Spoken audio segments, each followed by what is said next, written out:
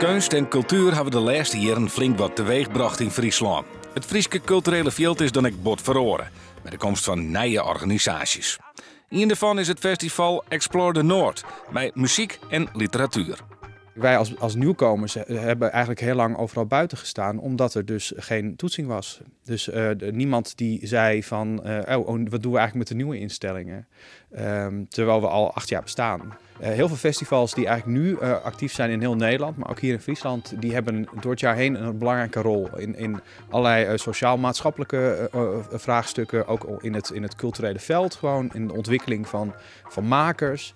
Dus festivals zijn heel breed eigenlijk, zijn heel erg centrale punten geworden in culturele infrastructuur.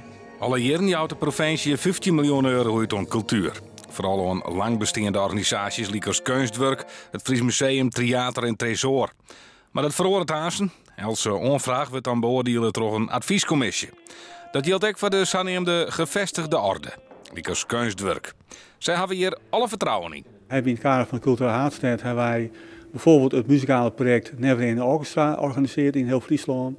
En mensen gewoon dat een organisatie echt meerwaarde heeft als Kunstwerk, die het provinciale overzicht heeft, die het onjaartje kent, en mooi is dan talentenwerkplaats in de regio.